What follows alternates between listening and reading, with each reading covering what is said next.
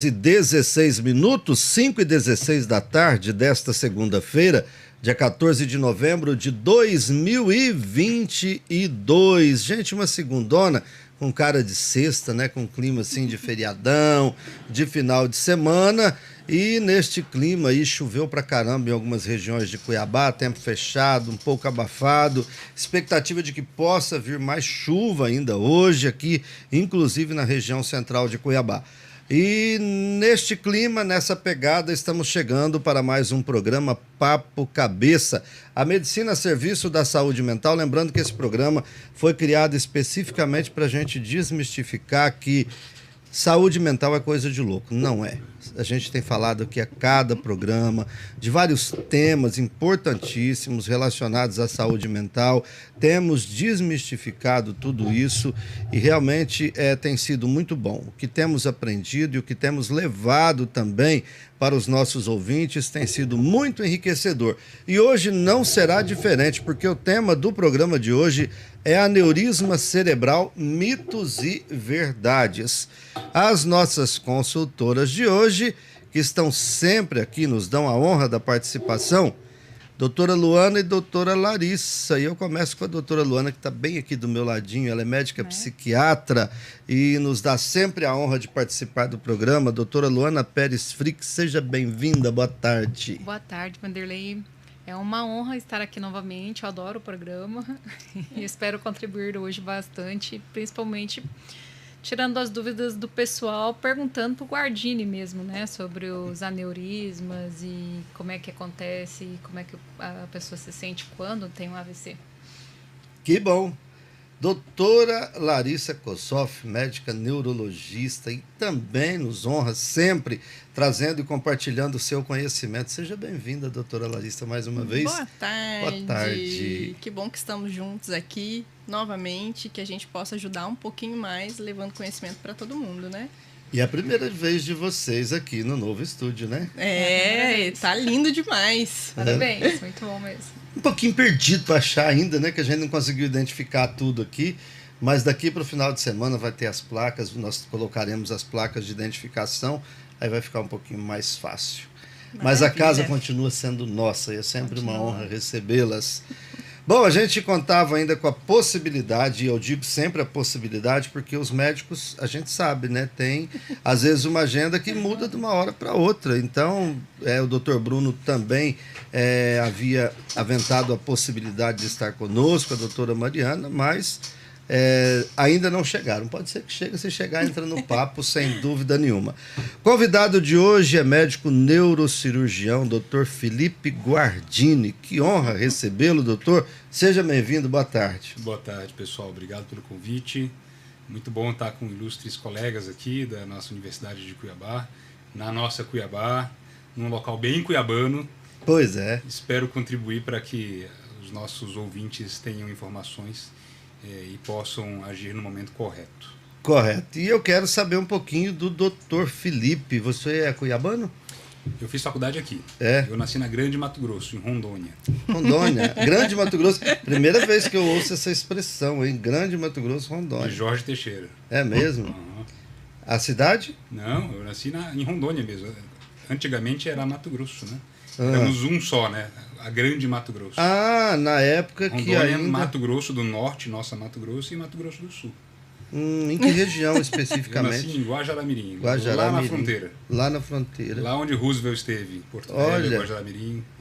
Eu tive uma passagem breve por Rondônia, eu morei lá 1 ano e meio. Eu tenho uma filha que é rondoniense, que nasceu em Ariquemes.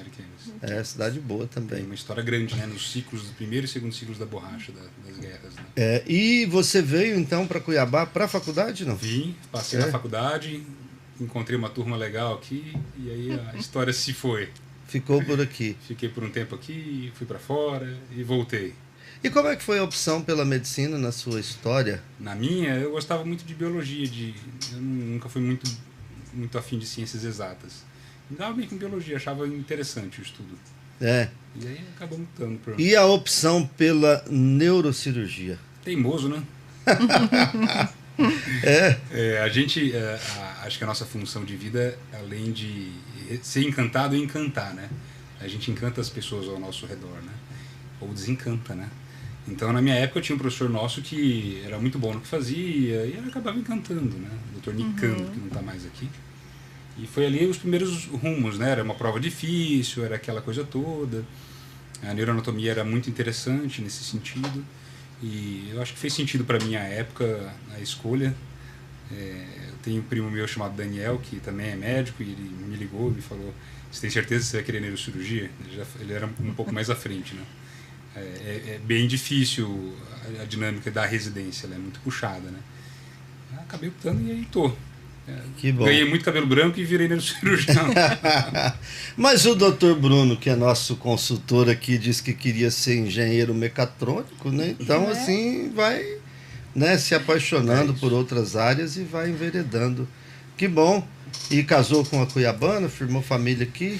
Casei com uma paulista que morava aqui também. É psiquiatra e estamos aqui agora. Tudo da área. Tudo da área. Que bom. Tudo cuidando da cabeça. Tudo cuida Se da não cabeça. funciona em uma, funciona em outra. E a gente tem aqui um papo cabeça para discutir tudo isso. Exatamente. Hoje é o Tá dia vendo? do papo cabeça. Só faltou o Dr. Bruno aqui e a outra psiquiatra para completar. Bom, vamos lá, doutoras. Fiquem à vontade para iniciar o papo aqui com o nosso convidado. Felipe, nossas áreas são muito complementares, né? Estudamos juntos, Verdade. na mesma sala, e o professor que ele tanto falou encantou de formas diferentes. Eu fui para neurologia clínica, o lado bom da força. Isso aí. Concordo.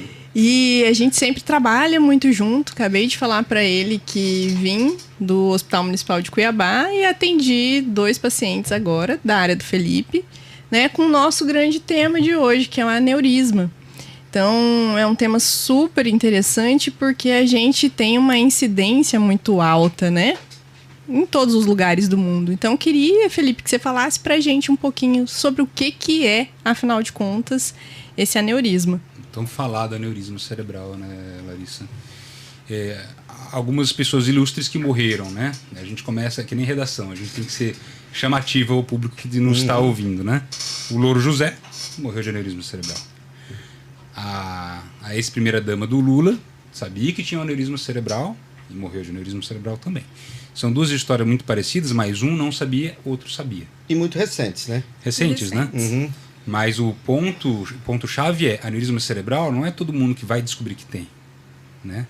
Então, a gente tem que explorar nosso papo como descobrir, se precisa tratar, quando precisa tratar, né? Então, são 2 situações muito interessantes. O Louro José e a mulher do ex-presidente Lula, né? O aneurisma cerebral é uma formação nodular, ou seja, é um balãozinho pequeno que nasce de uma artéria, ou seja, a gente tem um ponto fraco na artéria, a artéria que leva o sangue arterial em alta pressão. Então, conforme o tempo passa, mas tendo o principal fator de risco absoluto com o tabagismo, pode acontecer uma fraqueza num determinado local da artéria dentro do crânio e, com o tempo, essa pequena lobulação crescer. Quando ele cresce e vira como se fosse um pequeno balãozinho, a gente denomina de aneurisma cerebral. O aneurisma cerebral ele não é muito frequente na população em geral comparado, por exemplo, a um AVC isquêmico. A gente tem muito mais problema com AVC isquêmico do que com AVC hemorrágico. Mas a mortalidade do aneurisma cerebral, quando se rompe, ela é muito maior do que o AVC isquêmico. E por isso que também tem essa coisa toda. Eu costumo dizer que eu me importo muito mais com AVC isquêmico do que com AVC hemorrágico, por uma questão estatística. Mas uma questão de apelo populacional, as pessoas se importam e ficam muito mais comovidas com o AVC hemorrágico porque ele é mais catastrófico, apesar de ser mais raro, né? Então, essa bolinha que tem na artéria, com o tempo, ela pode manter-se do mesmo tamanho, ela pode crescer e ela pode, em qualquer uma das 2 situações, pequena ou grande, vir a romper. Quando ocorre essa ruptura, o sangue que passa dentro da artéria, um jato de sangue em alta pressão, ele desvia o seu fluxo direto para dentro do cérebro. E isso é catastrófico. Por quê? Estatisticamente, mais ou menos entre 10 pessoas que têm essa hemorragia cerebral, que a gente chama de hemorragia subaracnoideia, de 10 pessoas, 5 morrem em casa. Ou seja, o SAMU vem apenas para constatar o óbito. Porque é muito rápido. Muito rápido. Não dá tempo, né? Caramba. Das outras 5 pessoas que sobrevivem e chegam ao hospital, ao final de muito tempo, de alguns meses, uma delas volta a trabalhar. As outras 4 não têm condições de trabalhar por questões de mobilidade, de fala, de nível de Ou consciência. seja, de quem sobrevive, 20% só retoma a ao atividade trabalho. normal. As Exatamente. sequelas geralmente são graves. As sequelas né? são muito graves. Muito, muito graves. Então é importante a gente falar que o sangue. Fala mais perto um pouquinho. O sangue doutor. ele precisa correr dentro dos nossos vasos e a partir do momento que ele vai para o cérebro, para o tecido do cérebro, ele é muito tóxico e causa N consequências, né? Então é importante também frisar o que o Felipe disse. Ainda bem, não é tão frequente como o AVC isquêmico, mas quando acontece é uma coisa que Choca. a gente que choca, né? E que acontecem às vezes em pacientes muito jovens e que é pra gente tomar, né, ficar esperto para Atento, se né? a gente, né, conseguir correr, a gente consegue ajudar um pouco mais dentro a nível hospitalar. E para mim, o que é muito importante, doutor Felipe, é a forma com que você explicou, porque eu trabalho com comunicação há tanto tempo, participo desse programa e de outros programas de saúde que a gente está aqui, mas eu nunca tinha de forma tão clara o que é um aneurisma cerebral. E agora ficou muito claro para mim. E aí você citou 2 casos, um que a pessoa sabia e outro que a pessoa não sabia. Isso. Ok. E como é que eu vou saber se eu tenho? Como é que se identifica? Quais são aí os procedimentos? Então, quando a gente fala de rastreamento em população, a gente tem que ter um número que nos indique de que a gente tem que rastrear. Por exemplo, o câncer de mama, a gente tem que rastrear. Todas as mulheres têm que fazer câncer de mama, uma mamografia, ultrassom. Todo homem tem que fazer um toque retal. O aneurisma cerebral em si, não existe um diagnóstico de rastreio claro. Não existe uma indicação de fazer ressonância ou tomografia, as angios, né, numa população inteira. Isso não existe, não é uma medida de saúde pública, porque a frequência não é grande. Agora, existem alguns fatores de risco que se o ouvinte que estiver nos ouvindo, difícil, né? Mas enfim, quem está nos ouvindo tem que se atentar, né? As dores de cabeça podem ser um indicativo, os fatores de risco podem ser outros indicativos também, né? Então, como comentei no início, o tabagismo é um fator de risco absoluto, estatisticamente. Então, quem fuma tem mais chance de ter aneurisma cerebral. Isso, né? Olha, se as pessoas tivessem noção, entendessem, não tem um programa aqui que a gente trata de saúde que o tabagismo não é o maior vilão. O maior vilão. Né? E a gente passa de chato nos consultórios, né? Ah, lá vai falar para eu parar de fumar e para eu fazer exercício, mas... E agora o pessoal tá dizendo muito assim, eu não faço uso do tabaco, eu faço uso do vape. Do vape. Isso tem Doce diferença? Ou vou perguntar pro guardinha, isso tem diferença? Estatisticamente não sei te dizer. Nunca ouvi falar, mas da questão pulmonar a gente sabe que é que nem o narguile, né? O narguile já é sabido faz tempo, né? O vapor eu não sei te dizer, mas... o conjunto de inalação... o tabagismo é uma catástrofe, né? O tabagismo clássico, ele é catastrófico, né? Ele vai fazer disfunção endotelial, ele vai aumentar a inflamação do corpo. É um processo inflamatório, né? Endotelial, né? Diminui a reparação tecidual, né? Diminui o oxigênio. É catástrofe. Uma catástrofe, né? Que a gente paga ainda, né? Para que Paga para ir aconteça morrendo dentro aos do nosso poucos, corpo. né? Exatamente. Meu Deus. E tem países que se fumam muito mais, né? Tem países que tem, nossa, eu nem acho que a gente fume Assustador. tanto quanto eu vejo pra Comparado à fora. Europa, por exemplo. Comparado à Europa. Inglaterra é uma loucura. Argentina, nossa Deus, como as pessoas assim, fumam. Voltando né? pro Brasil, São Paulo é uma região que o pessoal é muito tabagista. Sul do país também. Surpreendente, assim. Que em Cuiabá- Região mais fria, né? Parece que o pessoal ainda... Bom, são 17h30, estamos aqui pela Metrópole com o programa Papo Cabeça, recebendo hoje com muita satisfação o Dr. Felipe Guardini, médico cirurgião, e eu conto aqui com a participação da doutora Larissa Kozov, médica neurologista, e da doutora Luana Pérez Frick, médica psiquiatra. Estamos falando sobre aneurisma cerebral, mitos e verdades. Vamos fazer um breve intervalo? E a gente volta daqui a pouquinho com mais Papo Cabeça. 5h31. Metrópole FM! O programa Papo Cabeça volta em instantes. Prevenir a obesidade atividade infantil é uma aventura para as crianças. Pais e responsáveis também. São 3 passos. 1. Alimentação saudável. Estimule a criançada a participar da escolha dos alimentos e do preparo das refeições. 2. Atividade física. Vamos jogar, brincar e correr com a gente. 3. Atividades e brincadeiras ao ar livre. Fazem bem pro corpo e pra mente. Vamos prevenir a obesidade infantil. 1, 2, 3 e já! Saiba mais em gov.br/saúde. Ministério da Saúde. Governo Federal. Vida, Diagnóstico e Saúde. Várzea Grande e Mato Grosso tem inovação e tecnologia, exames laboratoriais, de imagem e consultas médicas em um único lugar. Mais de 30 especialidades médicas, da ressonância à cintilografia, da oncologia à clínica de vacinas. Cuidar de você e de quem ama ficou mais fácil com o Vida Fidelidade. Mais descontos em saúde e sem filas. Ligue e faça já o seu agendamento. 3029-9700 ou vidavg.com.br.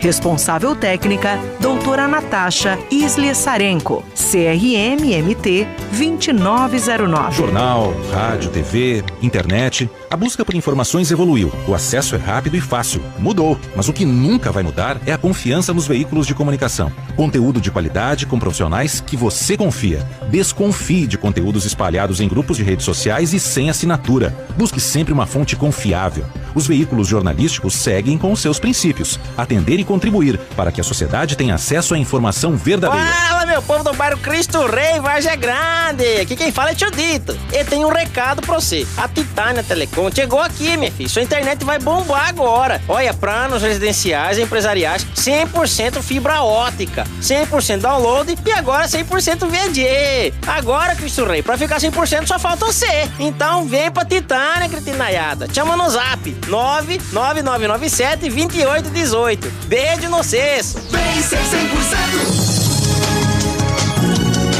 Música, esporte e informação. Esta é a Metrópole FM de Cuiabá. ZYD 645, canal 290, 105,9 MHz, em frequência modulada. Você também pode ouvir a Metrópole FM pela internet com exclusivo som HD pelo site metrópolefm.com.br, no seu smartphone ou tablet, através do aplicativo da Metrópole FM. Metrópole FM, a melhor rádio vintage de Mato Grosso. Você está ligado no programa Papo Cabeça, a medicina a serviço de uma mente saudável. 17 horas e 34 minutos, 5h34 da tarde desta segunda-feira, dia 14 de novembro, véspera de feriado. E nós estamos aqui pela Metrópole com o programa Papo Cabeça.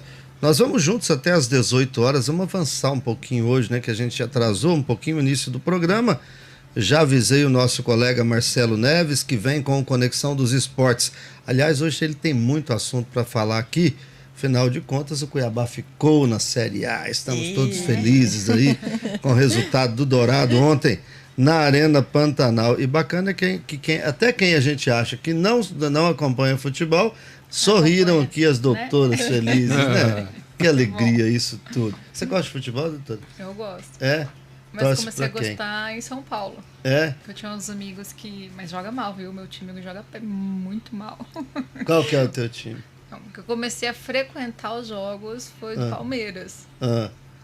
Mas você não torce pro Palmeiras, então? Mas eu meio que torcia, né? Eu ia sempre nos jogos do Palmeiras, quando eu fui pra São mas Paulo. então o Palmeiras foi campeão fora, né? Não pode nem falar isso Apesar de agora, não ter né? mundial. Não, nunca teve mundial. E assim, ó, eles erram bastante coisas, assim. Claro que eu não sou boa em jogo, então...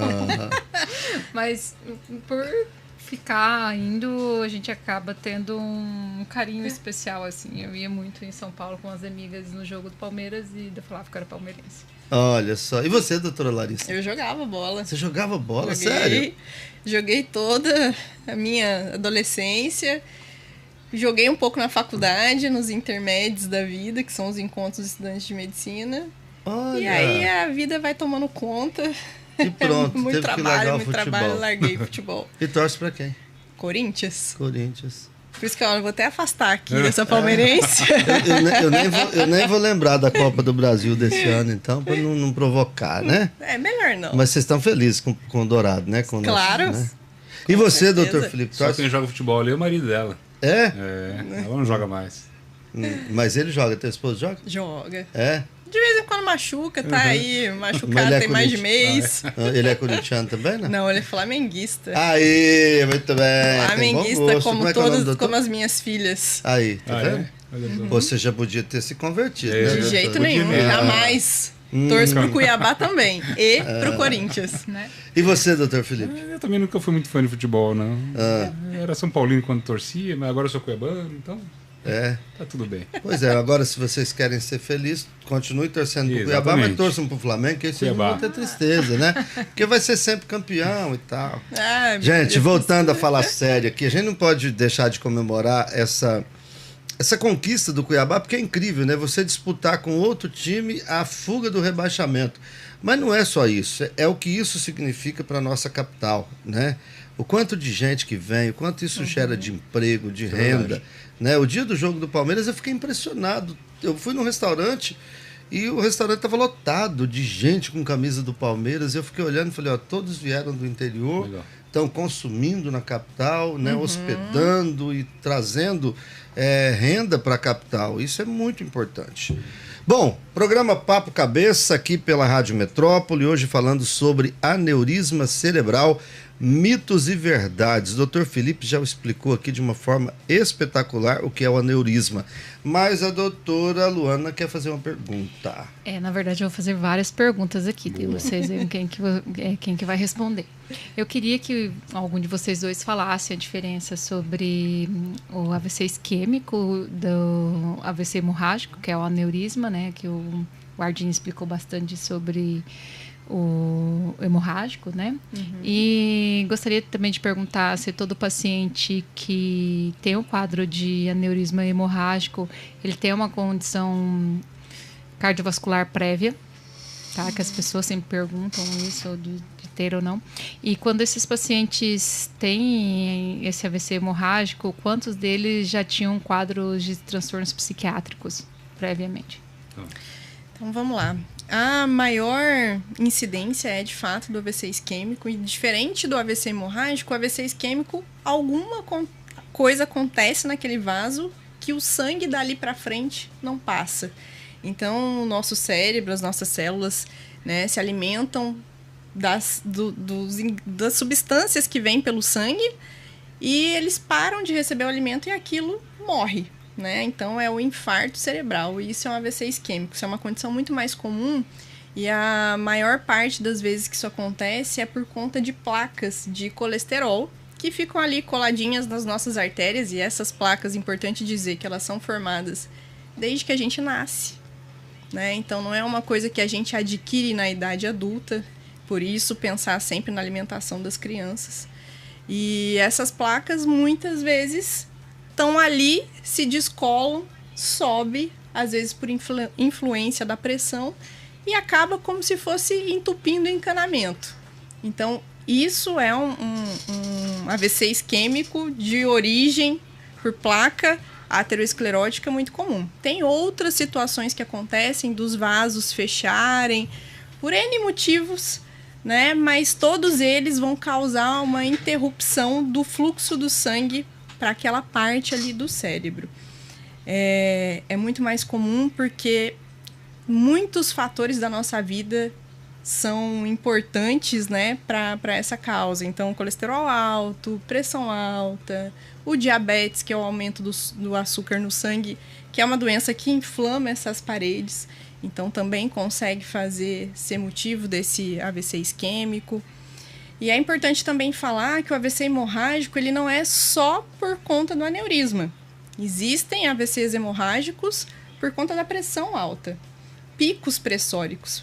As pessoas que geralmente sabem que têm a pressão alta e se rebelam e decidem não usar a medicação. Faz um pico muito alto de pressão e isso consegue fazer um AVC hemorrágico. também. Na verdade, as pessoas às vezes não usam as medicações por medo, tá? Por medo também, por falta. Por falta, são N fatores, mas as pessoas realmente, às vezes, elas têm medo de virar um dependente crônico da medicação, assim, não tem noção das consequências do não uso das medicações em si. Eu tento quebrar esse medo que é muito comum, né, nos pacientes, falando o seguinte: na neurologia a gente tem N doenças que a gente dá o diagnóstico e, infelizmente, não tem medicação nenhuma a ser feita. Então, eu fico muito feliz quando tem. Então, eu falo para eles, não, tem, remédio serve para isso, vamos usar e tá tudo resolvido. Não se preocupa que, dependência, não vamos preocupar com isso agora e vamos seguindo. Vamos tomar, que é o que tem que ser feito. Né? Mas é importante a gente falar sobre a falta também. A gente tem que lidar com isso todos os dias e é muito complicado. Então, não só deixe de tomar porque acha que, né, não quero hoje, acho que eu vou controlar só com a alimentação. Às vezes falta. Falta na farmácia popular, falta dinheiro, enfim. E agora vai lá, Guardini, e responde para mim. Eu sei a resposta, viu? Condição cardiológica prévia a um AVC? Não, ou é uma questão relação psiquiátrica? Transtornos psiquiátricos. O que a gente observa muito é que não tem uma relação direta estatística em AVC, hemorrágico, aneurisma e transtorno afetivo bipolar ou qualquer outra coisa. Mas a psiquiatria, ela entra muito nos sobreviventes, né? Tipo, em 100% dos sobreviventes. Eles vão acabar desenvolvendo algum transtorno, né? Porque você passou por CTI, você passou por cirurgia. Quem sobrevive a um aneurisma, a uma ruptura de aneurisma, passou por muita coisa, viveu muita coisa. Do coma, do quase morte, até acordar, até um despertar difícil, eventualmente traqueostomia, eventualmente gastrostomia. Então, imagina, um nível de ansiedade e de dificuldade de retorno às atividades da própria casa, né? Então, o paciente, habitualmente, ele vai para casa e nem sempre tem as condições corretas, né? Porque tem que deshospitalizar, né? O hospital é um local que a gente mantém um nível de infecção. Então, às vezes, vai com traqueostomia, não tem como aspirar direito, sente dor. Imagina, tu tá acamado, aí tu acorda, tu tá acamado. Nem sempre faz essa mudança de decúbito, tem escara. Então, o nível de ansiedade de um paciente desse aí, e que, na minha opinião, a gente subestima o cuidado psiquiátrico intra-hospitalar, é muito subestimado, né? Ele é imenso, né? Então é um paciente que com intubado ou com traqueostomia não vai conseguir se comunicar direito, né? É um paciente que às vezes pega o lado esquerdo do cérebro e ele tem uma afasia, tem uma dificuldade de se expressar. Na verdade, isso os últimos anos vem mudando. A gente acreditava que essas doenças cardio e cerebrovascular era menos a ocorrência com quadros de ansiedade e depressão. A gente pensava, como o Guardini está falando, que era uma questão pós-infarto, e hoje se tem mudado um pouco essa visão, tá? Os últimos estudos têm mostrado que a própria resposta inflamatória até da pressão alta, essas coisas já tem causado sintomas de depressão, porque a resposta inflamatória é a principal culpada para a depressão para nós hoje. E esse quadro ele tende a se agravar depois por conta da questão inflamatória mesmo, de liberação de TNA-alfa e essas coisas, quando tem... A dinâmica orgânica motivada por aspectos emocionais. Exatamente. Isso tem um agravamento dos sintomas, mas esses sintomas eles já são previamente. Às vezes não são tão aflorados depois do quadro em si, porque depois que tem um quadro, o índice de inflamações aumenta, né, de resposta inflamatória, o paciente aumenta, consequentemente ele passa a ter mais resposta ao quadro depressivo, na verdade ele passa a ter mais quadro depressivo, mas justamente por conta dessa resposta inflamatória. Isso eu acho muito interessante, que fosse aí nos últimos estudos falando sobre isso, e era uma coisa que a princípio a psiquiatria não pensava. Tá? E Luana, tá ligado só a depressão ou a ansiedade também? A ansiedade também. Porque é interessante, você falando, eu tô aqui pensando a quantidade de paciente que dentro do combo de antipertensivos acaba ganhando um ansiolítico com boa resposta na pressão e tudo mais, sim, né? E é justamente isso, tá? Então, quando a gente fala dos transtornos psiquiátricos, principalmente quando nós estamos falando de depressão e da ansiedade, inicialmente a gente achava que tinha uma questão de monoaminas cerebrais que estavam numa redução, e nos últimos estudos tem mostrado que não, que a resposta inflamatória é uma das coisas que mais fala a favor de você ter um quadro de depressão e até mesmo de ansiedade, mas principalmente de depressão. E o que agrava muito depois desses eventos traumaembólicos e hemorrágico é justamente o aumento do índice de resposta inflamatória para esse indivíduo. Então, fica mais aflorado. Mas isso já vinha previamente. Então, eu acho essa questão interessante. Por isso que eu quis abordar sobre isso aqui. E os pacientes, muitas vezes, começam a ter outros sintomas porque tem medo também, né, de estar naquele evento novamente, né? Vanderlei, você que contou que já passou por um momento muito difícil. Você teve medo de voltar aquilo, Deus não teve? Né? Você de repente percebe. E eu sempre falo aqui, até uso isso para que as pessoas entendam a seriedade. Eu decidi, por conta e risco, deixar de tomar o medicamento, né? E as consequências foram muito sérias, eu paguei um preço muito alto. E o que você falou aqui, doutor Felipe, tudo que eu passei lá dentro foi traumático, e o retorno à vida normal, e graças a Deus sem nenhuma sequela, já foi difícil. Né, o retomar, voltar para casa e ir retomando as atividades. Imagina a pessoa que fica com a sequela, né, que às vezes pode ser temporária e já é difícil, ou até aquele que sabe assim, ó, isso é irreversível, não vai ter mais jeito. Aí o psicológico deve ser terrível. A perda da independência, né? Isso conta muito. E não só depois que o indivíduo já foi para o hospital e tem sequelas, mas a ansiedade do diagnóstico, né? Isso. Sim. E aí a gente vê que a neurologia e a psiquiatria, elas estão bem interligadas, porque não é uma questão só dessa resposta inflamatória, até aumentar o índice de depressão, a questão da ansiedade. Quando nós estamos falando de outros transtornos psiquiátricos, está diretamente ligado. Por exemplo, quadros de epilepsia, esses indivíduos que têm transtornos mentais têm maior chance de ter quadros epilépticos.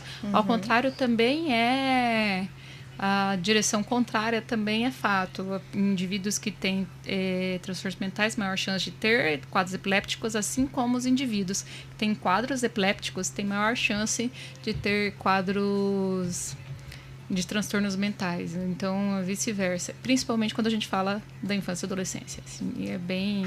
Pois é, e é muito bom. Por isso que é muito bom quando vocês estão todos aqui, né? Quem é da neurocirurgia, da neurologia e a doutora que é psiquiatra, porque aí vai ficando clara essa correlação, né? Olha só, o doutor Felipe falou algo muito interessante no início do programa, quando ele citou 2 exemplos da Marisa Letícia e do Louro José. Uma pessoa que sabia que tinha, outra que não sabia. Aí você falou também, eu te perguntei sobre como detectar, e você disse que não é uma coisa como é o câncer de mama, o câncer de próstata, que existe uma regra, uma campanha, uma coisa preventiva. E aí é para estar atento aos sintomas e aos fatores de risco, né, como tabagismo, fortes dores de cabeça e tal. Aí, de repente, detectou. Um não sabia, teve aneurisma e morreu, né? E o outro que detectou e sabia. O que é o cuidado? Por que a pessoa pode vir a perder a vida? Ela sabendo, falta o cuidado? Existe uma maneira de fazer um tratamento e conviver e conseguir conviver? Não. O conhecimento traz a lucidez, né? Então, a ideia de estar aqui hoje, inclusive, é isso, né? E a gente alertar e explicar. Justamente porque os dogmas, eles são formados através de ideias infundadas na nossa cabeça, né? Então, quando a gente... Nossa, o que é um aneurisma, né? É um bicho de 7 cabeças, né? Se eu tenho que operar, será que eu vou sair sequelado, né? Tudo isso tá formando na cabeça, no subconsciente da pessoa, do ponto de vista psiquiátrico, também, né? E ela vai acabando dando nome para isso, né? Ou dando comportamentos através de ideias pré-concebidas.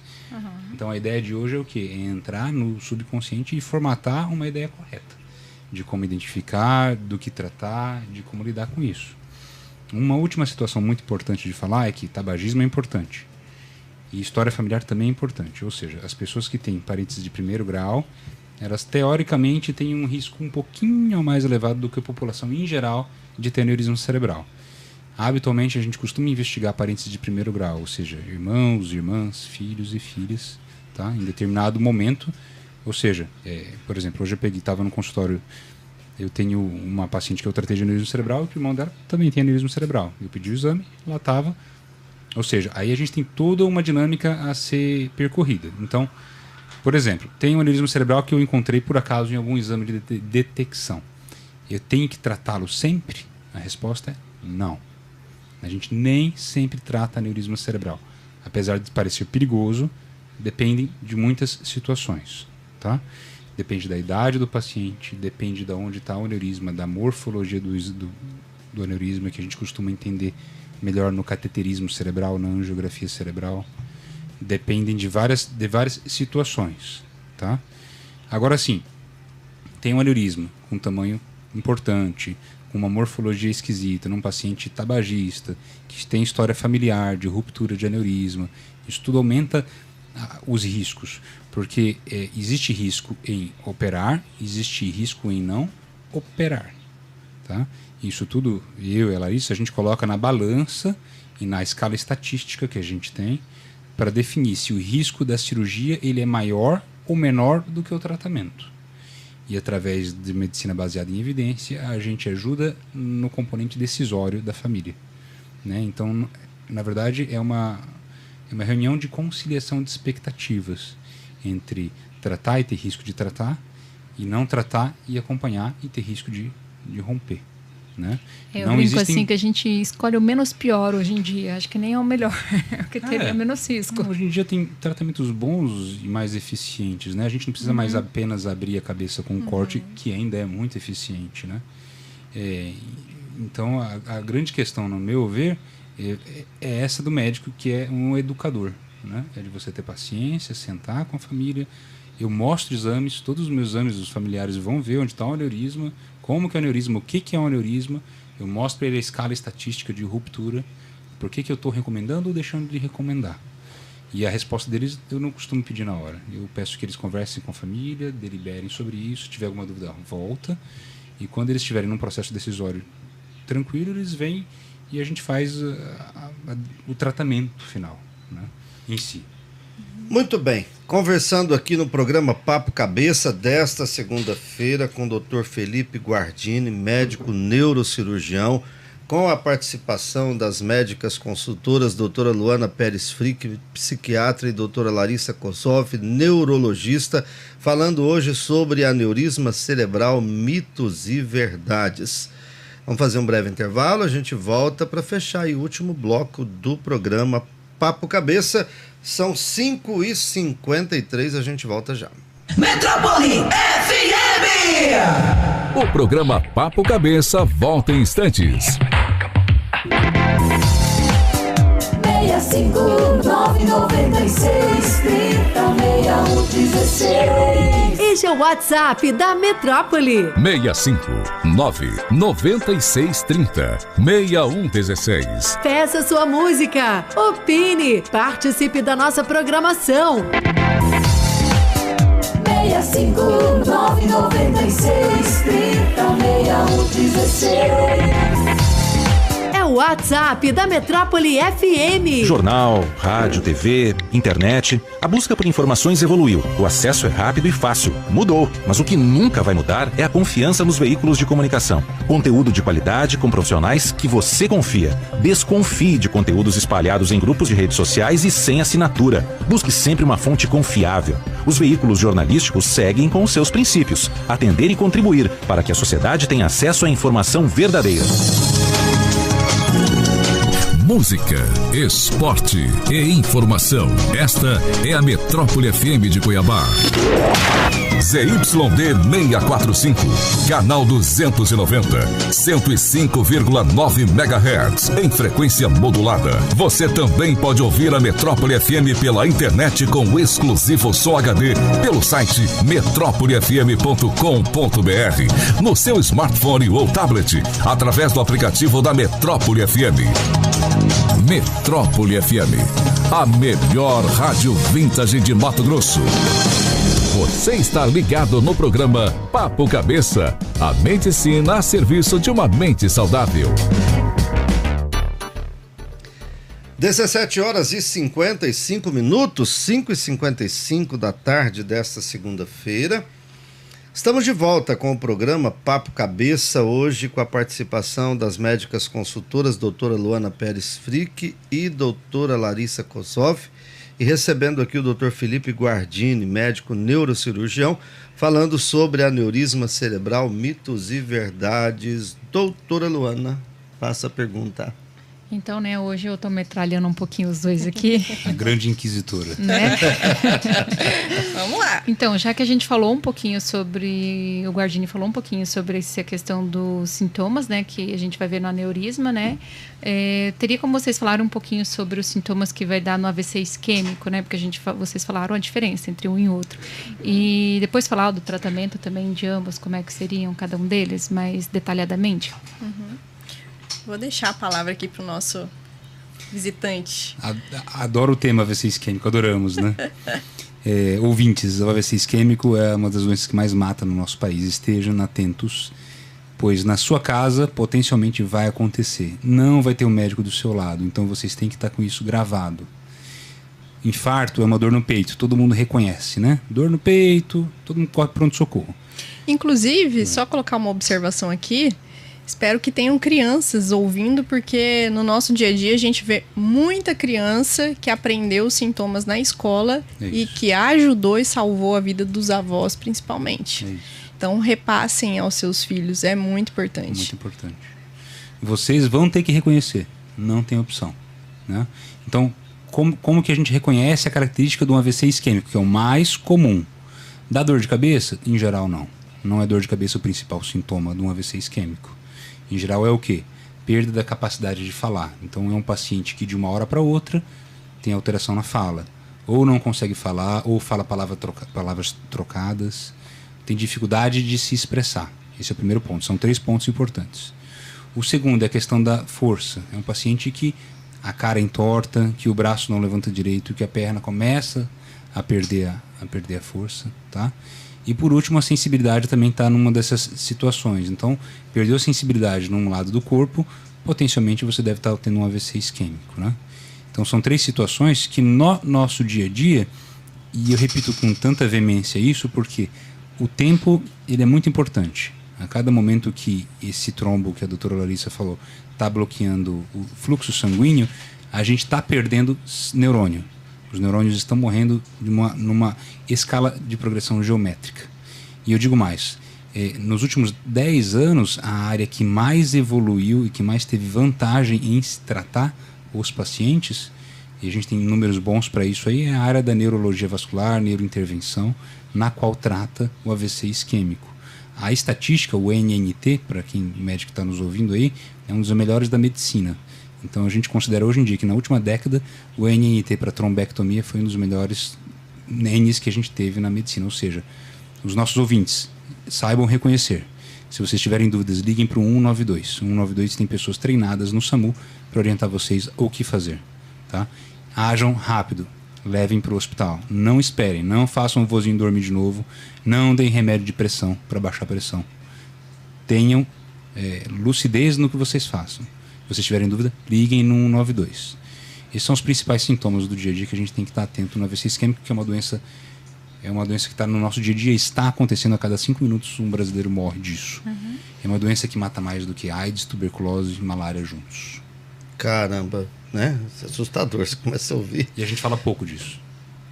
Pois fala pouco disso.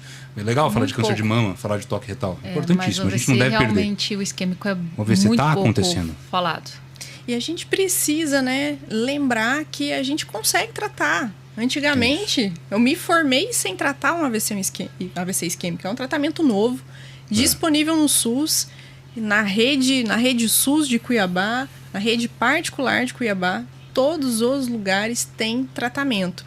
Mas como o Dr. Felipe disse, nós temos um tempo. Então a gente fala que tempo é cérebro, porque a cada minuto se perde milhões de neurônios. A gente precisa muito reconhecer.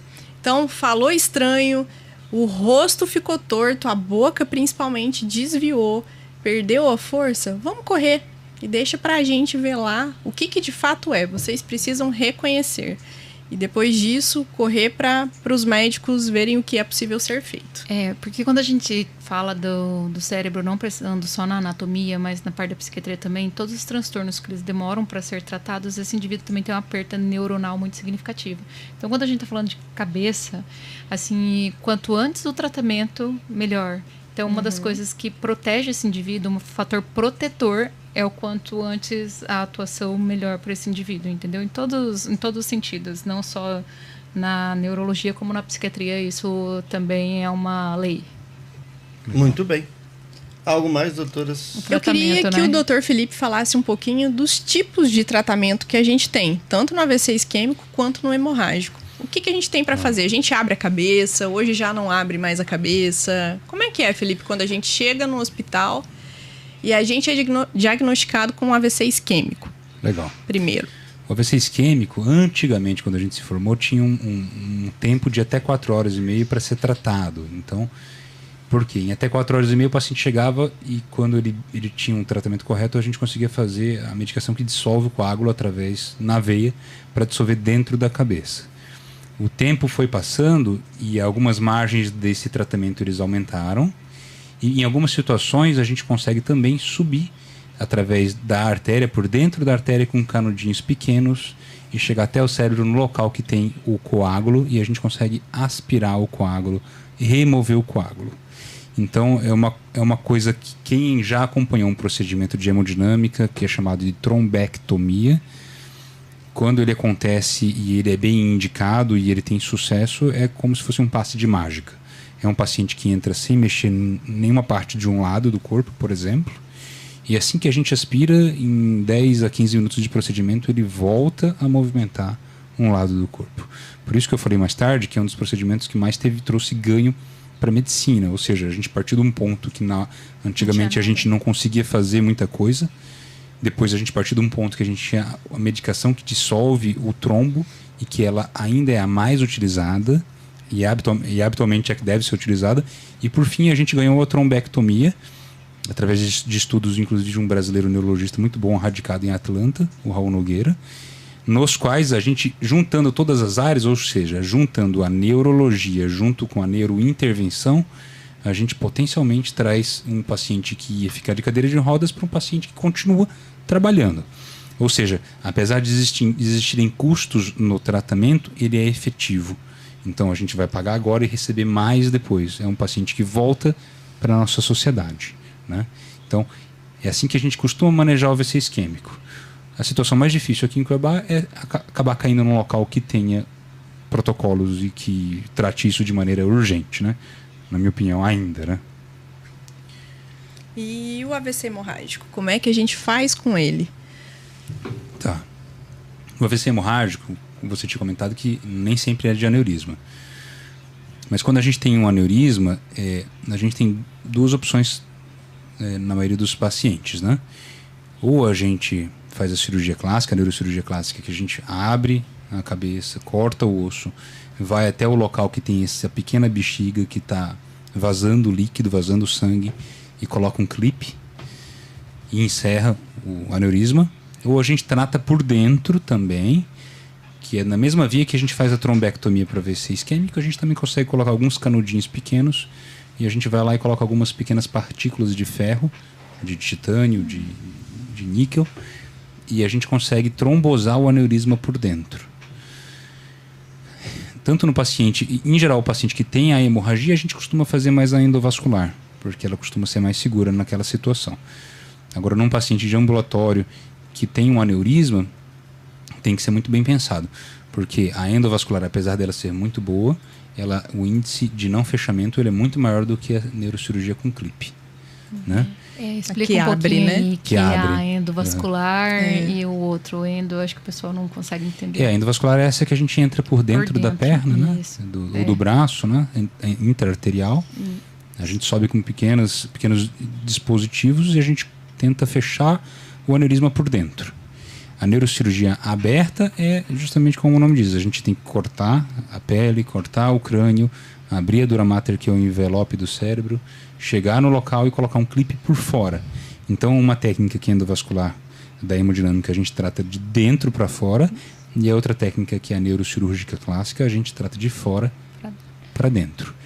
Cada caso é um caso. E eu gostaria de deixar muito claro que não existe uma técnica melhor que a outra. Existem técnicas que, se bem indicadas, considerando vários fatores, como idade, condições cardiológicas... Existe uma técnica para cada paciente, né? Existe uma técnica para cada paciente. E eu, por exemplo, continuo operando.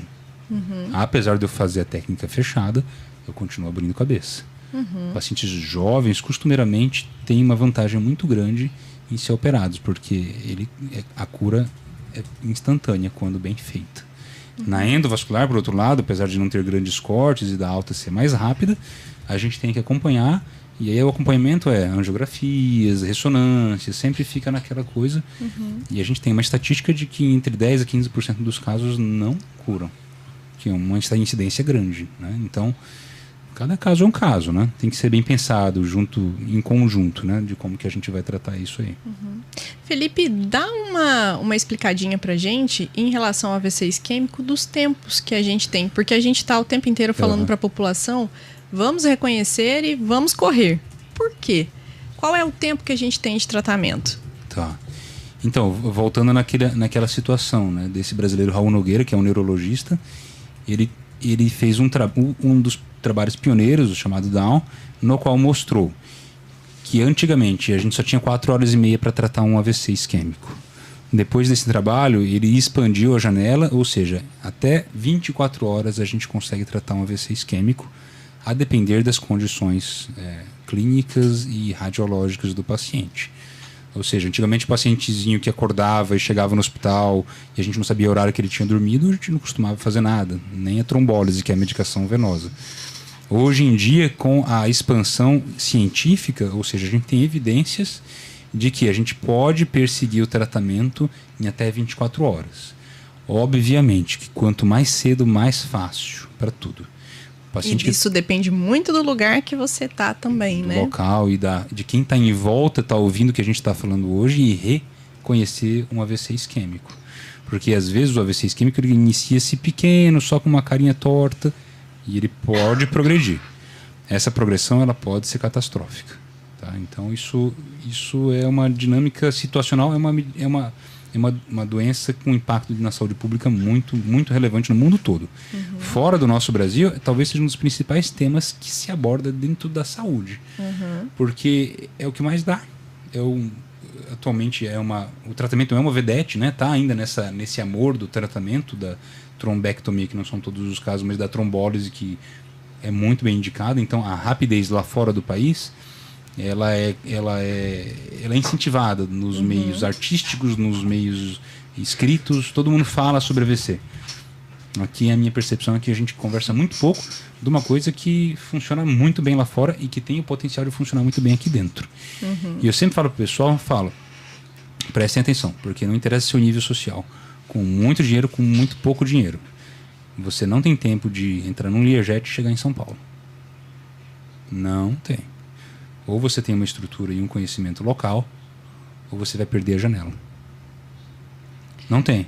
Exatamente. Janela é um tempo... É o tempo que tem para se tratar. Eu tô falando isso porque a gente consegue conversar entre nós falando essas coisas, mas o pessoal não. É bom a gente... e é bom a gente comentar que assim, esse estudo do Raul Nogueira, que é um brasileiro que tanto nos orgulha, porque despontou o estudo nessa área no mundo inteiro. Neurologista. Ele tinha muito recurso tecnológico disponível, que não é uma grande verdade pra gente nos rincões aí do nosso país. Então, não deixa para chegar no 24 horas, porque talvez, se você estiver aqui em Cuiabá na rede básica, sem a disponibilidade de uma ressonância, isso muda de figura. De 24 cai para 6 horas. Então, reconheça e corra. Eu acho que é essa frase que a gente tem que deixar hoje como um aprendizado aí para todo mundo. Então, resumindo, gente, observem bem o paciente. Dr. Felipe aqui disse várias vezes, né? Aquilo que você tem que observar, trocando palavras, não está conseguindo se expressar. Boa. O rosto ficou paralisado, ficou torto, uma né? paralisação facial. O braço perdeu a força, a perna perdeu a coordenação. É isso. Corra, sabe? Não precisa ficar esperando. Ligue para o SAMU, né? Peça apoio. que O se não for SAMU em nada, Cuiabá graças a está Deus, muito foi um golpe, organizado para esse atendimento. Eles são preparados. Sim, então, com o que toda você não certeza. pode é ficar esperando e deixar a sua janela de tratamento, que é o tempo entre identificar e iniciar o tratamento, Exatamente. ela diminuir, porque às vezes você vai chegar numa unidade de saúde que não tem o equipamento necessário para fazer os exames necessários. Então, agora, para fechar, doutores, o doutor Felipe falou e reiterou aqui algumas vezes o quanto se fala pouco disso. E aí eu quero cumprimentá-las pela escolha do tema, né? Porque é um tema muito interessante. O programa foi riquíssimo e até sugerir que a gente possa fazer alguns recortes dentro do próprio tema e voltar em outros programas a discutir aqui, não, doutora Luana? Eu acho que isso é necessário, né? Acho que é necessário para a população. Acho que não é uma questão. E pode de ser a gente sobrevida amanhã, mesmo. né? Exato. Um familiar sabe, nosso, exatamente. E ninguém está livre, né? E Ninguém engraçado tá que sempre que eu converso com alguém, que eu tento convencer, porque aqui ainda tem essa questão de convencimento da saúde pública e mesmo particular, de que a gente tem que estar estruturado, que a gente tem que fazer. E eu costumo dizer que se você não quer fazer pelo outro, faça por você. Exatamente. Porque Mude vai a sua tocar, microesfera. Que vai tocar chegar em você. Exato. Vai tocar em alguém perto de você. Costumeiramente, quando eu converso com pessoas assim, depois de um mês, falo: olha, eu tive um tio meu que teve e eu não tive acesso, ou não reconheceu, ou tive alguma dificuldade, ou consegui tratar. Então, ela está aí, a doença vascular cardio-cerebral. É isso que costumeiramente nos enterra. A gente tem como tratar, a gente tem como prolongar a vida com qualidade, porque morrer é um privilégio. Morrer é um privilégio. Agora, ficar aqui sofrendo é a doença que mais aleja. Isso não é fácil. Deus. Isso não é fácil. Até porque a morte é um caminho que todos nós vamos trilhar, né? É Então, a certeza, assim, né? Na agora vida. a pessoa passar de uma forma a viver de uma forma traumática e Sem falar. sem falar, Sem se vegetar, limpar. como a gente costuma dizer, Completamente né? dependente de uma terceira pessoa, né? Isso é terrível. Aí não tem como não ter depressão. Então, Aí não tem, né, doutora? A minha área sempre vai estar ali junto. Coitados. Doutores, que programa riquíssimo. Estou muito feliz da gente começar essa semana e já ir para um feriado também, com tanto conhecimento, né? Então, para a gente encerrar, doutor Felipe, o senhor atende onde? Eu atendo no meu consultório particular, atendo com a turma na Axons também. Olha só. E o seu consultório é onde? É no Jardim das Américas. Jardim das Américas, ok. Rede social? @Dr. Felipe Guardini. Guardini, do jeito que fala, escreve, gente. Guardini. Guardini. Guardini. E Google, né? Google é fácil de achar, tudo tem lá, né? Então é só procurar lá, só. @Dr. Felipe Guardini, tá bom? E atende também na Axons, né? Na Axons com a turma lá. É isso aí, doutor, obrigado. Foi Te uma agradeço. honra recebê-lo. Foi 10. Seja bem-vindo ao Papo Cabeça e volte mais vezes, porque o senhor tem muito a contribuir. Parabéns pela estrutura. Obrigado. Gostei. Obrigado, Avante. obrigado. Que bom. Doutora Larissa, que show de programa. Diga aí onde você atende, lembra os nossos ouvintes, o seu arroba, por favor. @larissa.kozow, Kozow.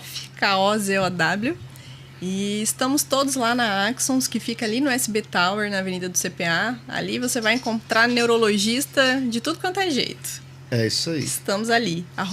@Clínica Axons, AXONS. Até o nosso próximo encontro. Até. Bom feriado, viu? Pra nós. Doutora Luana, sempre uma alegria a sua participação. Obrigado mais uma vez. Já faz parte quase da equipe, né, Claro. Vanderlei? Lógico. Acho que a que mais gosta de estar aqui sou eu. E seu arroba, por favor, onde O atende? meu é @doutora Luana Frick. Eu atendo ali do lado de São Mateus, na clínica Saúde, Bosque da Saúde ali.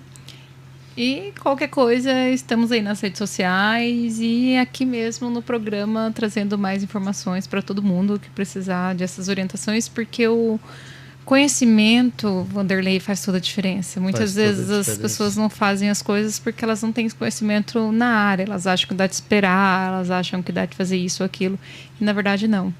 Tempo é dinheiro, tempo é saúde. E tempo é cérebro, eu ouvi isso Boa. hoje aqui, né? Tempo é cérebro. Boa, hein? Conquistamos um. Eu fiquei, quando ela falou, falei, olha, mais uma, né? Tempo Muito é cérebro. bom. Tempo é cérebro. Que perfeito isso. Bom, gente, estamos encerrando o Papo Cabeça de hoje, um programa que foi idealizado e que nós fazemos aqui com muita alegria para desmistificar a saúde mental, né? Falar que a saúde mental implica em tantas áreas da saúde humana e não é loucura, não é essa questão daquele preconceito, de uma questão cultural até. A gente nem vai recriminar aqui porque vem de uma questão histórico-cultural. Então, o Papo Cabeça veio para isso, por isso que a gente sugeriu esse nome leve, para ser um papo para tratar da saúde mental, e é sempre muito bom estar aqui com vocês a cada 15 dias na nossa programação. Na próxima segunda-feira nós teremos aqui o programa Mulher Plena, né, com a doutora Vânia Viana, e o Papo Cabeça volta daqui a 2 semanas, ok? Você vai ficar agora com o Marcelo Neves e a equipe do Conexão dos Esportes, e claro, vamos falar muito da permanência do Cuiabá na Série A do Campeonato Brasileiro. Eu volto na quarta, porque amanhã eu vou estar aqui, mas não vou estar ao vivo, né? Amanhã eu vou cuidar de jardim, vou acompanhar o trabalho de andamento ainda das adaptações da nossa nova sede. Mas eu volto na quarta, às 8 horas da manhã, com o nosso Show da Manhã, logo após o jornal Mato Grosso no ar. A todos vocês, um bom fim de segunda-feira, um excelente feriado e uma boa noite. Metrópole FM. Música, esporte e informação. Esta